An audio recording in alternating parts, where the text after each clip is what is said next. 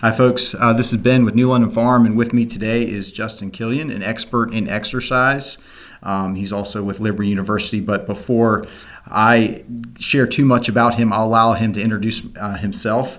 And so, Justin, for today, just tell the folks who you are, a little bit about your background and what you do. Go ahead. Yeah, absolutely. So I am currently with Liberty University. I'm the director of the strength and conditioning undergraduate program and the minor. And I teach actually all across the spectrum. Mostly I do undergrad, but I also have some master's students and several doctoral students as well. And then along with that, kind of outside the classroom, I am one of the strength and conditioning coaches and also a goalie coach with the men's lacrosse team here at Liberty. So Awesome. It's been a wild ride. It's my 11th year and it's awesome. I love being involved. It's a topic that I'm passionate about, so I appreciate being able to share it with all of you. No, that's fantastic. I guess a little bit about your educational background. So what are your degrees in specifically? Obviously you're in a teaching role now, but Yes. what's your education background been within that space? Yeah, ironically, I never set out to get into education. So when I first came to Liberty, I did my undergrad here at that point it was called Kinesiology, which was more of the health and PE. And I took my first education class and I read the syllabus. I was like, that's not for me. So I started bouncing towards a little bit more of the either personal training or really one of the things that was very popular was the physical therapy side of things. Yeah. So I went through the undergrad kind of with that as my goal. And I ended up doing my internship with a physical therapist. And I realized that might not be the best career fit for me. So it was a decent experience and it's definitely a great profession, but just didn't really resonate with me. So I went to the University of Virginia for my master's and they were big on the clinical exercise physiology side. So more along the lines of lifestyle intervention to help prevent and treat chronic diseases. So I got really excited about that. I did a little bit of that with a hospital before coming over to Liberty. And then I did my PhD in health and human performance. So really, it's kind of been a long journey to get here. But a lot of different aspects of the field. Well, I'm sure. I know just based upon our prior conversations, obviously you're a wealth of knowledge and just a really good resource around not just exercise but human performance and obviously the benefits to exercise and training and things like that. So I'll get started with the questions. First question is, how'd you get interested in exercise? And obviously you're big into weightlifting as well, but how'd you kind of get interested into that space? Yeah, realistically, I always had that interest in sports. So the further into sports I got, the more I started to, not even academically, but just realize that some of my friends were talking about training and some of my friends were hitting the gym and things like that. And then I got to college and I had access to a gym and I had a bunch of free time and had kind of my own schedule that I was going after. And it was just fun. I enjoyed the process and I enjoyed learning about it and experimenting. So it kind of made sense for me to try and make a career out of it because it was things that I was passionate about just from an enjoyment standpoint. And then it started to blow my mind once I realized that there were so many health and performance benefits to those things as well. No, that's cool. That's really cool. So how long obviously you started in college, so how long has that been approximately that you've been really involved into exercise and training and things of that nature? Yeah, so in high school, every once in a while we'd get in a gym, but we never really had a strength and conditioning coach. We never really had, every once in a while we'd have a PE class that was like, hey, go in and don't hurt yourself kind of stuff. But for the most part, my consistent training would have started in college. So that would have been about 2005. Wow. And yeah, I've had a lot of different iterations. Right now, I'm very into powerlifting, so that's my main thing. But previously, I've also trained as a runner, a sprinter. So there's been a lot of different avenues that I've explored. And it's been just a learning experience throughout all of it. But I think probably I've settled on powerlifting because I like it and I'm better at it than some of the other aspects. So it works. Yeah. That's great, man. So almost 2 decades, man. That's a consistent amount of time to be putting in the work, right? Over and over again. So that's impressive. So tell us, you talked a little bit about your study. Where is it that your expertise lies? Obviously, you've got multiple degrees within exercise kinesiology, but where do you feel that your true expertise lies within this space of just exercise in general? Yeah, so based on my background, it's a very diverse background, really. So from the clinical side, doing some with rehab, and then also getting into more of the human performance side. So it really has informed my own philosophy of approaching this, Okay. and this is what I tell my students too, where it's all on a continuum. So certainly my primary expertise would be on the strength and conditioning side, the performance orientation. Right. But in reality, everyone has performance. It might not be on the field performance, but it's Right. going to be the yard work performance, the play with my grandkids performance, all of those types of things that are Right. just normal life and just being good at being human. So Right. on that whole continuum, we're the same people. It's the same physiology. It's just a matter of the magnitude of benefit that we want to get out of it. So, I've worked with, I think the oldest client I ever had was a 97-year-old lady, and Really? I had her doing very similar exercises to what I program for my lacrosse team right now as well. Obviously, it's scaled to the relative Sure. abilities of a college student compared to a 97-year-old lady, but the principle is going to still be there of let's develop some muscular strength, or the same thing can be said about any other aspect. So probably most directly would be for more of the sport performance side. Right. But along that continuum, it's all the same physiology. So you can really apply that however you want. Right. So the human body more or less is the same regardless of age, right? So in that standpoint, doing an exercise or doing some sort of related training, regardless of age, is still going to have a benefit. Yes. Right. That's very perfect. much so. Perfect. So what types of things? I mean, right? There's a whole probably very confusing just language out there and minutia of exercise. So what is it that you would say you define as exercise, or what is it that you deem as exercise? Maybe get some clarity around that piece of it, right? Because people will say, well, I'm going to go exercise, and they think that means I have to go run 15 miles, Right. and that may not be the case. Or, hey, I have to be able to bench press, a few hundred pounds in order to really say that I've exercised.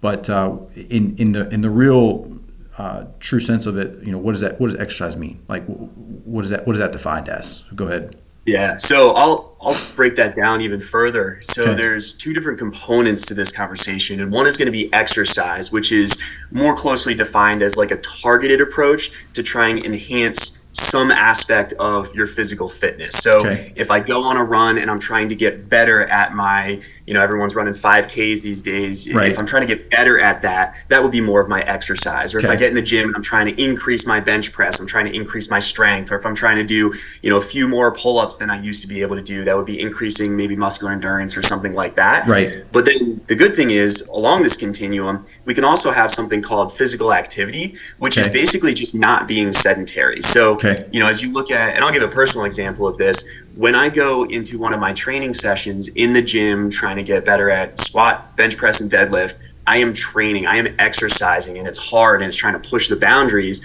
Right. But when I go out and I walk my dog a couple times a day, I'm just getting physical activity. It's something that Okay. I'm not just seated, I'm not just hanging out and doing nothing. I'm doing something that is going to be elevating my heart rate a little bit above what it would be if I was just standing here. So Gotcha. that's where there's a ton of health benefits just from physical activity alone. Now, it is a dose response, so if you exercise and you can enhance your fitness, that's additional benefits. So Right. it's certainly an incentive.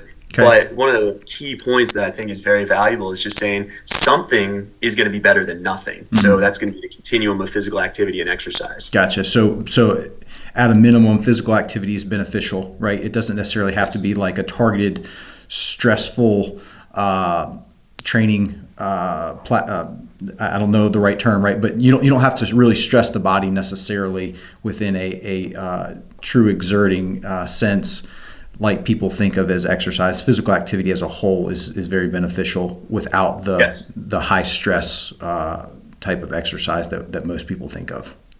Yes, and that's not to discourage pushing yourself and having it where, Sure. you have a little bit of discomfort, the heart rate's up, Right. or maybe you're lifting a little bit heavier than you were previously. So Okay. all of those are good things. Right. But especially as a starting point, just being able to get out and go for a walk or Right. go for a hike or do some Right. yard work or some of these other aspects that are just very real aspects of daily living, Okay. that is all additionally beneficial. Okay, that's good to know, man. So ideally, when we look at maybe physical activity or exercise, how many times per week?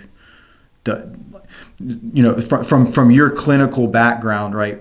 How many times per week is effective, and then for what duration? Like, how long does that need to be in order to see a true benefit from physical activity and or exercise? Right. So that breaks down a little bit based on your goals. Okay. But for just basic health, kind of your public health standard, like one Yep. line response, typically what we're looking at is most days a week of what we call moderate to vigorous physical activity. Okay. So that would be all of your stuff that we just talked about there. Again, it doesn't have to be pushing yourself to the extreme and you're like, wow, I feel like an athlete right now. It can be, Right. going out on your walk. You can be doing all your, pushing the lawnmower. Maybe Right. you're moving wood, chopping wood, stuff like that. So that's going to be most days a week, maybe 4 or 5 days a week. Okay. If it's really rigorous and you're doing it for 20, 30, 40 minutes at a time, then maybe only 3 days a week is going to be necessary. Okay. So kind of think about it as an inverse relationship where the higher the intensity, you can get away with a lower frequency. So if Okay. I'm really going all in, maybe 3 days a week is good. But if I'm going out and like what I do with my dog, it's very low intensity. Right. So I do that every day. And that's going to be something that I just do for general health. I'm not really trying to get good at, running or anything. Right. I'm just getting out there and enjoying God's creation. So, Right. Right. Yeah, and that's where maybe even 6 or 7 days a week would be fine to get out and go for a walk. And it can also mix and match. Maybe you're going to do one high intensity day and maybe 4 low intensity days. Okay. And for about what length of time does that typically need to be? Yeah, so at very minimum, the American College of Sports Medicine recommends 10 minutes at a time. So what we should shoot for is accumulating about 150 minutes total per week. So that's where it's really flexible. If you go through and like typically my morning walks are going to be 15, 20 minutes, but I'll do that twice a day. So that easily gets me into that standpoint of right around that 30-minute mark per day is kind of a good starting point. Now, again, if some days you can't make it, then maybe go a little bit longer another day or have a higher frequency, and you can kind of mix and match that to accumulate a total of 150 minutes a week. Okay, no, that's very helpful. That's really good info. I don't know that I've heard that myself before. Obviously, most people hear, hey, you got to be physically active, right? You got to do exercise, but it's like, to what extent, right? Because I could make this, you could try to make it 2-hour sessions every day and try to kill yourself, from that standpoint, just make it extremely difficult, but that may not be the general benefit of what's needed or what's required on a consistent basis. So what's, someone that starts an exercise routine, in your experience, what are the typical results that people will see, within their first 1 or 2 months, right? So they get serious about it, say, okay, I'm going to do this. I'll do it for 150 minutes a week, 30 minutes a day. What do you typically, or what have you seen just in your experience in the first 1 to 2 months when people start actively doing that? Yeah, so the good thing is that the initial value of exercise is pretty profound. So a lot of the early gains can be very motivating and very encouraging. So some of the clients that I've worked with where, they go through that first 1 to 2 months of consistency and they just find simple things like maybe they're not getting winded as they're going up the stairs anymore. Or maybe they're doing simple activities where they're like, oh man, that's not as hard as it used to be. So yeah, there's a lot of benefits to the cardiovascular system, just to the muscles and everything that happens within that first 1 to 2 months. That doesn't mean there aren't continued benefits. So the good thing is that you get a lot of things up front where it takes you from where you were to where you're adapted and now you're better than you were before. But there's also consistency in keeping up with that, particularly with metabolic health. And that's with the cardiovascular disease, diabetes, things like that. And it's not something that you just get in shape and then you let yourself get out of shape. It's easier to stay in shape than it is to get in shape. So once you put in the work, that's where just maintaining that consistency is going to be really, really valuable for a lot of aspects of just activities of daily living, general health, hopefully disease prevention, but potentially also disease management as well. Okay, no, that's good. Yeah. So it's easier to maintain, right? I mean, it's easier to maintain or retain what the progress that you've made than trying to gain it back or regain it if you've lost it. Is that correct? Yes, yeah. And that's where even working with athletes that are achieving a pretty high level of physical capacity, when we have them going out on Christmas break or summer break or things like that, we send home instructions and a whole home workout program. But also I'm very honest where it's like, hey, I get it. Life happens. So I've had a couple of clients over the years that have gone on vacation or you're traveling and things like that. And even one good hard day can maintain your fitness week to week. So even though general recommendations would suggest maybe 4 or 5 days a week and everything we just talked about with 150 minutes a week, even if we only can have that one day, we're on vacation, we're like, all right, we're feeling good on Monday, hit that 30 minutes, get really good hard workout in. You're not going to go backwards, but you're going to be able to maintain versus Okay. when you're building, that may not be enough of a stimulus to get you where you're going. Gotcha. Okay. That's good, man. Outside of weight loss, obviously people associate weight loss with, physical activity and exercise, but what are just some overall general benefits, outside of the weight loss piece of it? Yeah, so That actually people see. connected with weight loss, one of the things now, obviously, there's an aesthetic appeal to that. There's joints when you're carrying less weight. There's lots of value Sure. to lose weight. But the good thing is, it doesn't have to be that much. Somewhere between like even 5 to 10% of your weight loss Yep. can have profound metabolic benefits. So Okay. basically, your whole metabolic system and the way your body processes food, that can be enhanced with relatively minimal weight loss. Now, that's not to say that you don't want to have continued weight loss to get to the healthiest weight possible. Right. But with pretty early on, you can get a lot of benefit metabolically, which influences what we call insulin resistance. So that's related to the diabetic pathophysiology, but it's also connected with your cardiovascular diseases. And that's the hard part about these things, is that they're called chronic diseases because you don't just wake up one morning and it's like, oh no, I've got this. It's Right. going to be something that accumulates over time. Yep. And that's the same thing, but in reverse with exercise. The benefits are going to accumulate over time and be very protective in that way. So Interesting. usually it's going to be metabolic diseases, cardiovascular diseases, but then there's also going to be other aspects of functional capacity. So just being able to kind of exist in the world, and you look at, you step off a curb wrong, and do you have the strength and balance to actually accommodate that and regain your balance and not have a tumble? Right. Or the same thing, being able to achieve different things. I'll throw my wife under the bus a little bit here. We joke all the time where, because I'm so into lifting, if she asks me to do something, the natural response is, well, if you would squat more, you wouldn't have to ask for help. But it's all stupid stuff. Yeah. It's completely not true. But Right. the sentiment behind it is true, where Right. the more functional you are, the more you're able to achieve things Right. in your life, whether it's the leisure time stuff where it's just like, hey, that's fun to do. Yeah. The number of clients that I've had that have been like, yeah, I just want to play soccer with my grandkids, or, I just want to be able to lift up my new grandbaby, or, things like that are very practical. But it could also be just work. I had one client, he was phenomenal. I want to say he was in his 70s. I want to say 77 comes to mind. And there'd be a couple of times where he would come to me. He's like, hey man, I'm kind of burnt from yesterday. And I was like, oh, what'd you do? He's like, I was chopping wood with an axe for, I think, 4 hours or something like that. So that's the kind of stuff where I'm Right. like, man, that's inspirational to me, because Right. the fact that he got that level of capacity. So, in the session that he was coming to me for, we were able to back down a little bit and kind of adjust that. Right. But it's things like that where you can just do the stuff that you need to do, whether it's work or play. Yeah, and I think you've touched on a point, right, that I think as I think about it with myself, right, as we get older, I'm not the athlete that I once was, years ago, but there's still the desire, right, as I get older, to maintain a level of fitness and a level of function, because you want to be able to enjoy life's moments, and some of those moments can only be experienced because you have to be in a certain physical condition, right, to be able to do that, right? Kind of like back to I want to be able to hold my grandbaby. I want to go out and play soccer with the grandkids, right? I'm not there yet, but I want to go out and throw the football with my boys, or play volleyball with my girls. And a lot of that exercise, right, it just allows you to be more engaged with life, right, in the precious moments of life. I think those things we forget about, that those things are very important things, and sometimes exercise and physical activity help us be able to maintain those precious moments in our lives.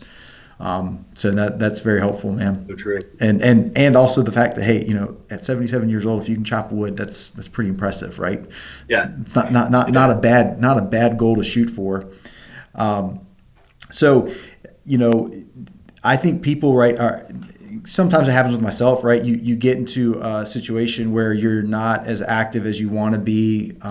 You're not exercising like you want to. What's good? I'm going to kind of get off of the structured pattern of our questions and kind of jump around a little bit. What's a good start, like a good starting point? Simplest and easiest way to get started back up, or if you've never done it before, how do you get started? Yeah, I think that probably the number one thing is to be gracious with yourself. So I tell this even to my students. You'd think an exercise science student or a strength and conditioning student would have a good exercise program, and that's just not always the case. Right. So what I say is be gracious with yourself. Something is better than nothing. So even if you're not hitting that 150 minutes, maybe it's only 10 minutes the first week, and you're like, oh, man, well, at least I have that.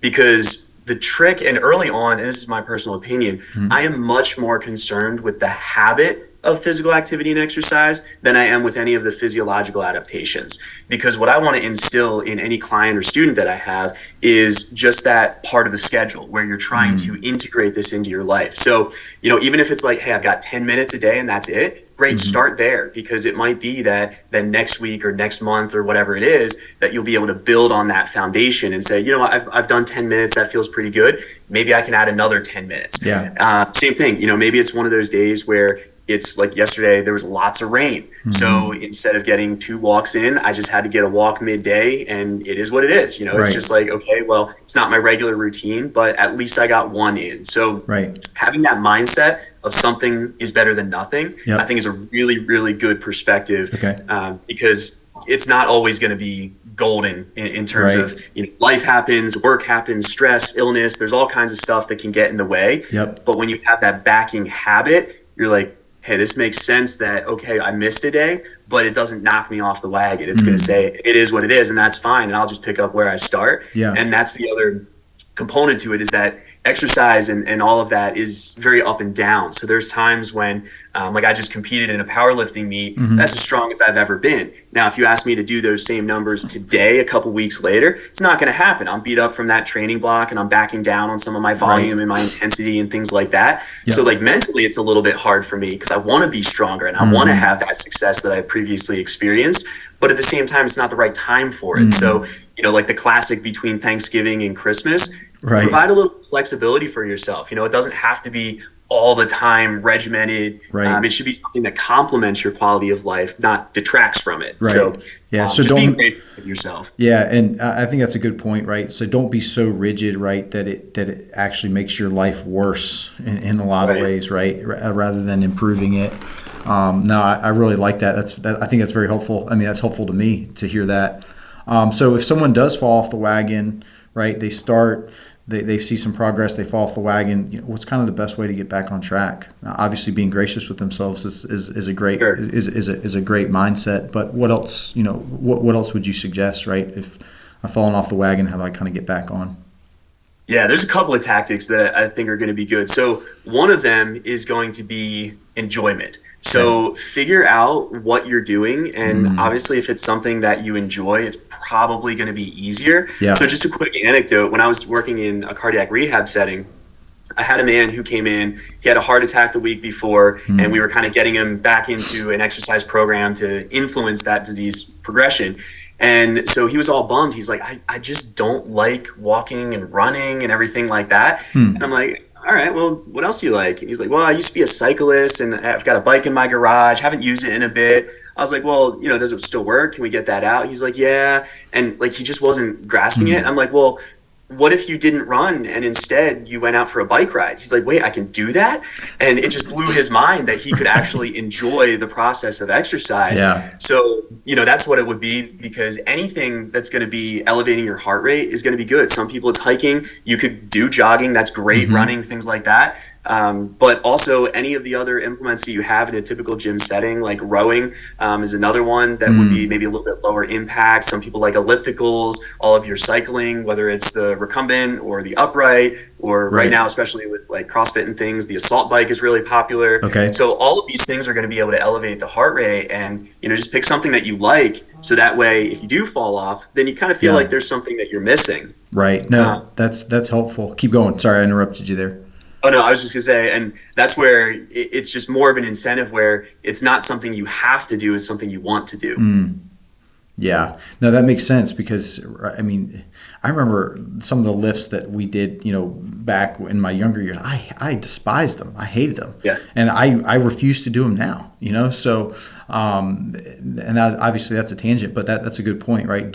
You're going to be way more successful in your physical activity and your exercise routine if you actually enjoy what you're doing, and you'll be a lot more committed to it. So that's super helpful, man. I'm glad that you shared that.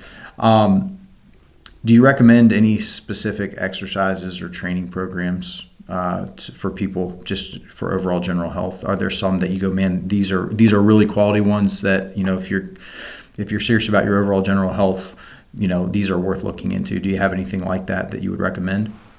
Yeah, there's so many things out there. Okay. Basically, the way that I approach it, especially for people starting out. Now, if you've been exercising for a while and you want to get a little bit more in depth, then absolutely, there's some really good programs out there that are a little bit more formed and managed. Okay. But basically, the essence of it is to be what we had talked about with aerobic conditioning. You just get out and do it. You push yourself a little bit. If Yep. you're interested mostly in health, then it can be very comfortable. And for example, there's something easy called the talk sing test. So if you're working hard enough that you can sing or that you can't sing, that's pretty good. But if you're working hard enough that you can't talk, it might be more than you have to do for just Okay. general health. So you can kind of use that general Yeah. parameter. And then realistically, it's just accumulating the hours or the minutes per week. Okay. And that's good. It doesn't have to be fancy. It doesn't have to be overly regimented. You can Okay. just get that, and the consistency is going to be the king there. Okay. For anybody interested in getting into more of a resistance training program, especially for people beginning, I highly recommend just going in and hitting major muscle groups in kind of a standard machine-based setting. Okay. So the good thing there is that the machine kind of dictates the technique for you. So, you sit in a chest press machine and you push on it, and you don't have a whole lot of flexibility in terms of where that weight goes because Right. it's the machine. So it's a great learning tool. Yeah. It's a great way to control, kind of get some of those early gains. And then you can progress from there. But basically think about it kind of as there's 6 foundational movement patterns. So if you think about a horizontal push, like a bench press, so you're pushing away from yourself or you're pulling towards yourself. So that would be your horizontal. Same thing in the vertical direction. So you could do something like an overhead press and then a vertical pull, which would be something like a lat pull down Okay. or a pull up or something. Okay. And then you have for the lower body would be your hinge pattern, which is something like a deadlift where you kind of get your weight out behind you. Yeah. And it's mostly going to have that back of your leg. And then you also have your squat pattern. And within that, you can also use single leg variations. But all that kind of a quick crash course in, if you just hit each of those and you do that 2 or 3 times a week, and you try to make it a little bit harder than it was last time, whether it's by adding a little bit more, like maybe just to provide some constraints to that, usually somewhere around 3 sets of 10 repetitions per exercise is going to be a really good starting point. And the recommendation that I have is don't do it so that 10 is making you wish that you had never come to the gym in the first place. Don't make it that difficult. Yeah, 10 is achievable. Yeah. Maybe you have, if you had to, you could do 11 or 12 if you had to. Gotcha. Okay. So then you go and maybe next session you add 2, 3, 4, 5, 10 pounds, something like that. Okay. And you just consistently go. If you get to a point where you can't continue to progress, then you have some options of maybe either adding an extra repetition. So instead of doing 10, you're doing 11 and then you're doing 12, or maybe you're going to add a whole nother set to it. Or maybe you add another exercise. So maybe you're going to do let's go with the bench press as an example. So you have your chest press machine, and then you're also going to do something on the cable stack as well. That's that same movement pattern. It's just a slightly different way. Gotcha. So that's kind of the essence of it. Yeah. You can get a lot more complicated, but that's a great starting point. Yeah. So for cardiovascular health, just to kind of sum up, right, 30 minutes a day, 4 to 5 days a week. And then for weightlifting, 20 to 30 minutes a couple times a week for the major muscle groups. Is that kind of what you would recommend? That's helpful. Excellent starting point. Yeah. So we have about 8 minutes left. So we'll try to run through the last handful of questions. I'll go back to the weightlifting. I know that you're a proponent of weightlifting. How did you get into it? So really it was just because honestly it was a cultural thing. I got to college and that's kind of what people did. Okay. And I was like, yeah, that sounds like a good idea. And as I got into it a little bit more, I felt stronger, I felt more capable and everything like that. It has a good crossover to activities of daily living or performance. So I just realized I embraced the process and just enjoyed it. And now you're a power lifter who competes pretty regularly. Yeah. As we age, do you think we should continue weightlifting?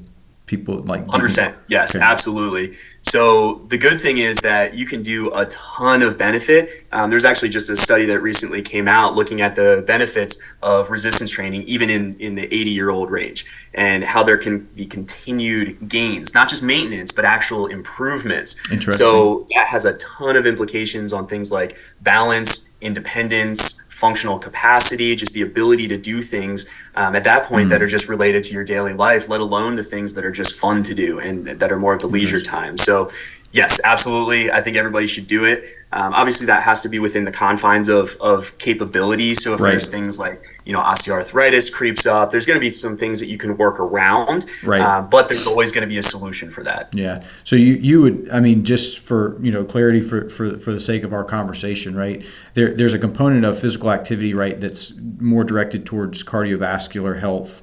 And then obviously weightlifting can be beneficial for cardiovascular health, but it's usually more for strength maintenance and joint mobility and things of that nature. Is that correct?